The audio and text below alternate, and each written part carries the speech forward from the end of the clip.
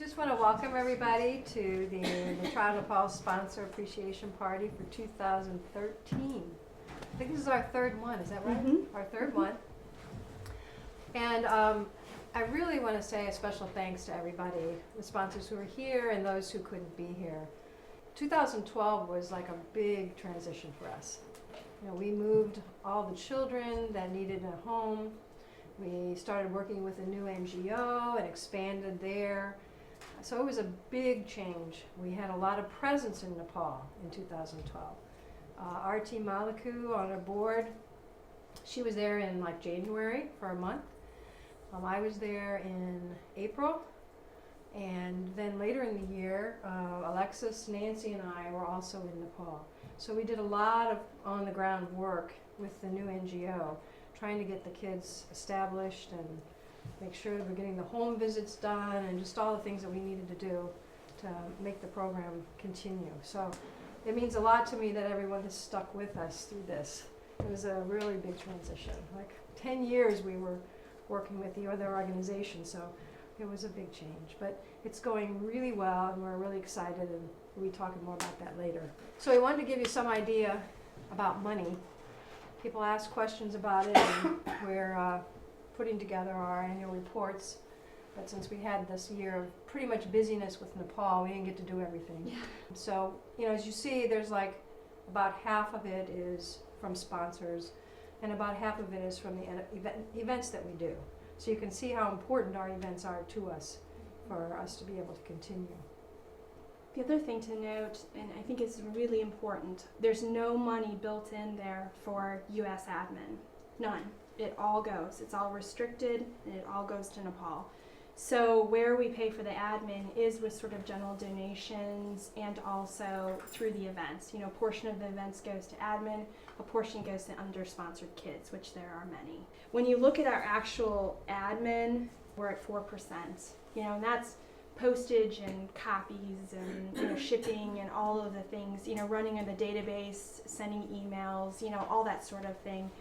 And then the rest of it is, you know, the costs associated with putting on events. And then we have a few folks that do things for us. You know, myself, I do a little bit for income, and then I also volunteer hours. And then we have other people that do the same thing. Maybe we give them a couple of $100 to do something for us, and then they donate a bunch of time. So that's kind of what that U.S. contract labor is. So Yeah, we've had a lot of generous people give their time and to us for very little, so it's helped us a lot. This is kind of where the money went this year, and I think it looks less than usual because we really were funding from March through December of this year. And we made the transition in March to the new working with CCSD. So that's why it looks less than it normally would have been. But you can kind of get an idea of where things are going. And the majority is to the Children's Model High School. Obviously, keeping children in a hostile school, a boarding school, is the most expensive thing that we do.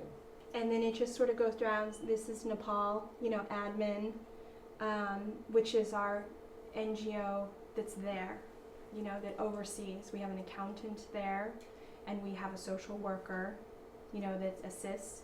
And then we have Lena, who oversees all of our programs, who also has a background in that. So she's very well educated. She was educated there, and in the U.S. she works there full time. So the U.S. work in Nepal is all of us that go there and do direct service work, direct capacity building there. And there's weeks and weeks of which people go there and work from the U.S. That just gives you a sense of how many kids. Yeah, how many kids that we're supporting currently? And this was 2012 numbers. Sometimes this is higher. Yeah, Typically it's over 100. It kind of is dependent on the contact center. The contact center can take up to 30 children, and for 2012 they had 17. So for this year it's going to be probably 25. But that's just that's through the dispersion of where we were. So, you know, I think it's just important for us to remember, you know, working in Nepal, we come to Nepal and we're there for a while and then we come back here and then everything works great here. You know, the internet, all these things work wonderful here. Well, they don't in Nepal. And so, you know, our partners in Nepal have to deal with an awful lot. And the load shedding is a serious problem. You know, 14 hours a day without electricity. it's tough, you know, so even communicating can be really hard. We do a lot of alternative hours. The load shedding is a big issue, and I don't see it changing a lot in Nepal. It's still Getting a problem. worse. Yeah. So other challenges that people have is water. I mean, we completely take it for granted here. It comes out of our faucet. It's just very easily. But there, it's often really tankers that bring the water in. When there's political strife, sometimes the water tanks can't get into the city. So just very simple things like having water is an issue. And I read somewhere, and I may have this totally wrong, but I read it in Nepal in the Kathmandu airport. They have more natural water resources per person than anywhere in the world. But because their infrastructure is non-existent, they can't get it. They can't harness the water. They can't bring it down, to where they need to have it. So you literally have to pay to get the tanks in, the trucks in, and then you have to stand in line, stand in queue for you to get your water. So, and a lot of the wells are kind of dry in the Kathmandu Valley. That's the problem. Pollution. Kathmandu is quickly becoming almost as polluted as Beijing, and it's the massive numbers of people and the lack of control over any kind of polluting devices, cars, everything you can think of. So this year was particularly challenging because they decided to go through the city and widen all the streets. They'll come up to a building and just chop the front of it off. And then the poles with live wires lay on the street. So it's pretty interesting. And they don't they're not doing like one section, and then finishing it and going to the next. They had a contract where they did it within city. 4 to 6 months, and they just went in. I mean, in every neighborhood, even the nicest neighborhood, Valuewater, even Valuewater, which has the embassies and stuff, they did it to that district as well. And then the individual owners are responsible for rebuild and rubble removal. Oh. And so the next slide will show you the children. Yeah. Children, individuals, Working on it. And I mean, this wasn't, I went to one area and shot. I could go anywhere in the city and be like this. it was the whole city. Yeah. So eventually it will be done, but in the meantime, it's adding to the pollution. So another challenge that we face that's really hard sometimes to understand is the inflation. I mean, it's incredible inflation there, and much worse than what we are dealing with here. So salaries and wages are up 21%. That's a significant difference. Everything, goods of all kinds, vegetables, petrol, everything is up. And I know at one time the petrol was up 50% in 1 year. So we're dealing with a very unstable economy there as well. These are current data from UNICEF, right? Yeah. So these are the facts of being a child in Nepal. And they're still pretty stark in spite of all the work that we all seem to be doing. But it shows how much, what we're doing is needed and what a difference what we're doing is making to these kids. The children that survive, all the different things that they have, not only, poor prenatal care when they're in the womb, but then when they, malnutrition and all of the waterborne and airborne diseases and things that they contract as a result of poor hygiene and pollution and poor sanitation removal and all the things that they deal with there. From there, then it becomes, okay, well, how do we keep them going? How do we keep them healthy? There's a lot of, in the Kathmandu Valley in particular, it's particularly acute there. Is there a vaccine program for the kids on? There is some vaccine programs, and we've had our kids vaccinated against many different things. We have done that. And they get annual, it's in the budget, but they have annual vision, medical, and hearing tests and dental.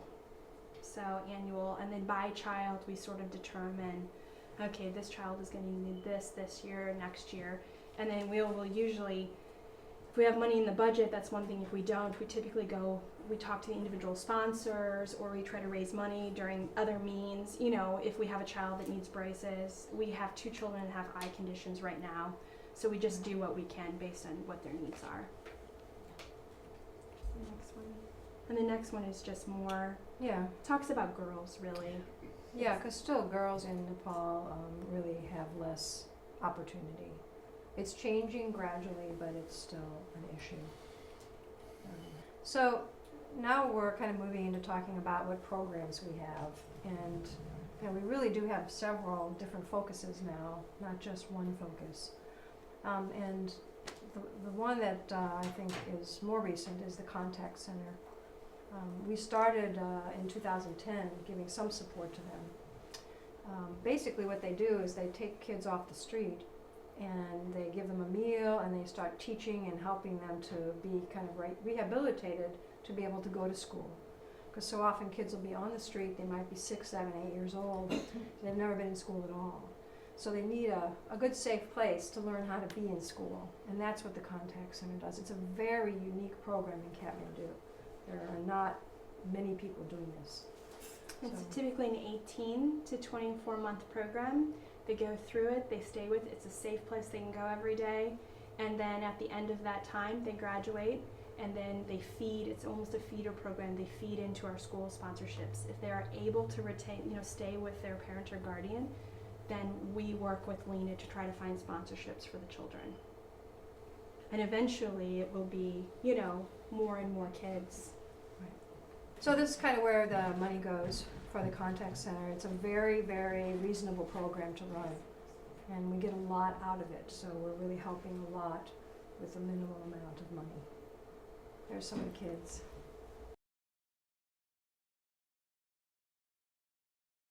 And this is a video.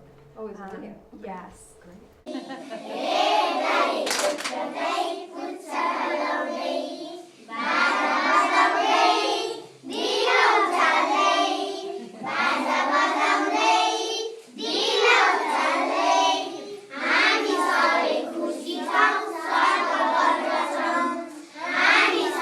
So our other program that we're doing is the school-sponsored elementary kids, and we have about 20 of those kids now. Some of them are children that you sponsor, I'm sure. And school's not free, so we send the kids to school, and we try to find a good school that's going to also teach English, because that's extremely important. So the average cost is about $400, and this is kind of a breakdown of where the money is currently going. The money that you send. Everything's extra. If you pay a school for tuition, then you have to buy books, and even exams sometimes will cost extra money. Yeah. It's a separate. Nothing's included. Yeah. It's all piecemealed. Yeah. So Some more of our school-sponsored kids.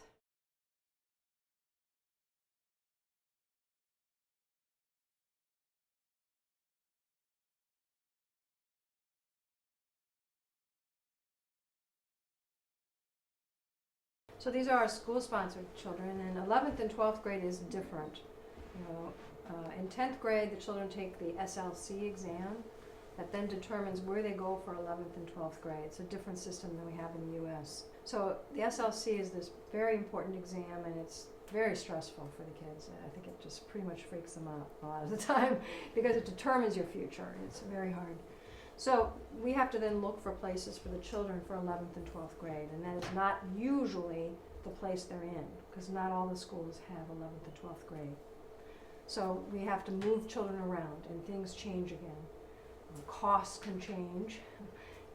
Where the child lives, if they live at home, maybe they have to live in the hostel now because they can't and go to school. So we had this whole 11th and 12th grade that is a whole different phenomenon that we deal with. So we What have is that, what does SLC stand? it's student leaving certificate. school leaving certificates. School leaving certificate. Sort of, they call it the Iron Gate. You can take it once a year. If you don't pass it, you have to wait for an entire year. And in between time, you can't go anywhere. You can take other prep classes or things like that, but you can't move on until you pass it. So these are some of our school-sponsored 11th and 12th graders. Got quite a few of them, and we've known these kids for years, so we've really seen them all grow up. It's really cool. They've really accomplished a lot. And then we have the Children's Model High School that we're working with, and we have 36 children there now. Mm-hmm. And this is a really wonderful school. It's been in Bawatar it's near the embassy's part of the town since 1985. And Mr. Regmi, who runs it, he's quite a character. He used to be in the Ministry of Education in Nepal, so he's a very educated man. And he built the school to be a school for poor kids who really wanted to work hard and do well. So he purposely seeks out poor children, not rich children, which I think is pretty amazing. Yeah, even though it's in the richest Best part of the neighborhood, town. it's in the best part, and it's a huge property. It's a compound. Yeah, it's pretty big. It's amazing. So here's some of our kids, Raj and Dil. And this is the library, and this is just like one side. The library kind of comes around, and there's books on all sides with a large table in the middle. And this is, I think this is the girls' dormitory. It is. They just built that when we were moving the children in. They were still kind of groping with that, but they got it all built and done, and the girls all had their own space. It's really nice. You can kind of see the Yeah. compound. This is the courtyard. You know, this is their building. A lot of great open space for the kids. Mm-hmm. A lot. And right here is the stage where they do a lot of little performances. So Yeah. So is that like a fenced-in compound or? Yes. It is. Yes. It is. It's locked at night. That's very common in that neighborhood. The people that can afford to be in that neighborhood, you know, you have the traditional gate, you know, that comes closed, and it's not a gate you can see through, and then they're all enclosed. The higher wall. this is kind of a breakdown of where the money goes. And it costs us roughly $1,800, 81 USD a year to have a child there. So we anticipate that this is going to be more, because again, we've got this inflation issue that we can't control or do anything about. I think it's probably going to end up being about 2,000 coming up here in the next year per child. And this is basically how it works out. The room, meals, board, all that part is a pretty big portion of it. So keeping a child in a hostel is a much more expensive activity. And yet these children really don't have other options. And activities are like, they have daily yoga, they have karate, they have all sorts of, you know, singing programs and sort of theater, and they do all sorts of different things in the school. And we actually had a sponsor who lives here in St. Louis this past year in 2012. His child, Dil Kumar, wrote a letter to him and just said, I really miss not having a music program. I really miss it, because Children's Model High School does not have a music program.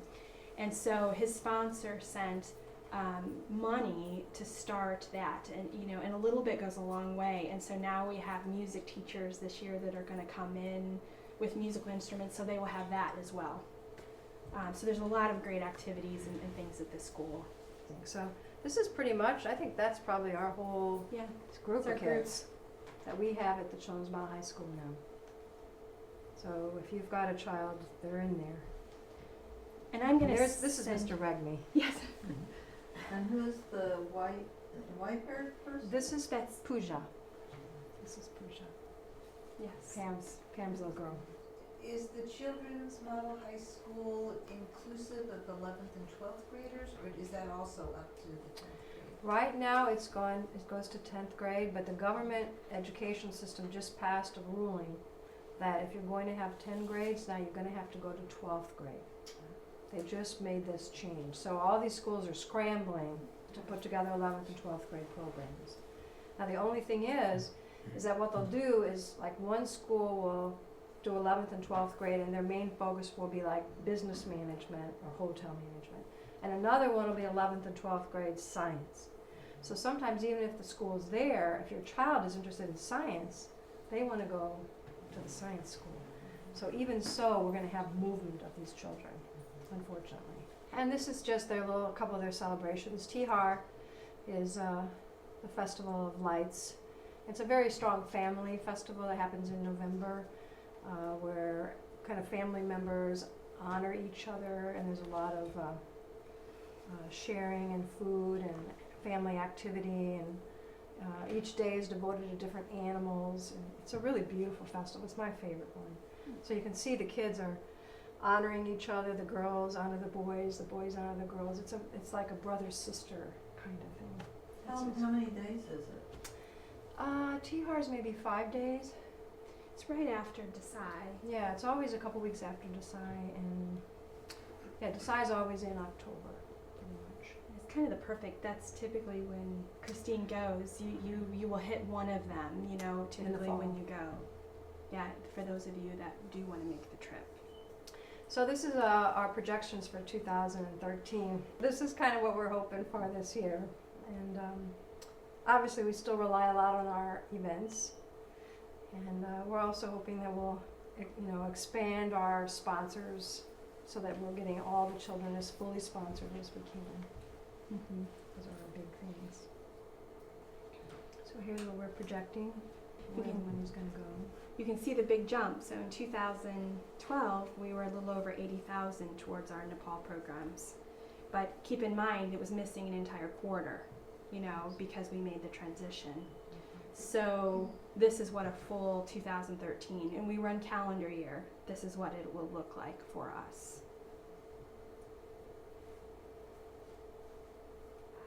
Scholarship fund. So we have several children and more children that are going to be at the university level because our population of kids is growing up. And so we already have some now. We have Anita, who's in India, and Pawan and BJ. And we are probably going to have another, 4 or 5 next year at universities level. And we're committed to really helping the kids get through that, because they really can't be independent citizens in Nepal and make any contribution if they don't get more education and have a career. We recognize that's really a big job, and most of the places aren't doing that. They're dropping the kids after class 10. But I've always felt really committed to the kids in terms of seeing them through. What happens when you drop them is they go back to the village and they end up, their education is for naught. So this way, where our kids are going to make contributions to Nepal, I think, in some really big ways. And Nita's going to be a nurse, and that's a pretty cool thing. So we have a couple kids who need sponsors, who actually have no sponsor at all. Many of our children have sponsors. They may have partial sponsors or 2 sponsors, but these kids really don't have anyone. So we're looking for sponsors for them.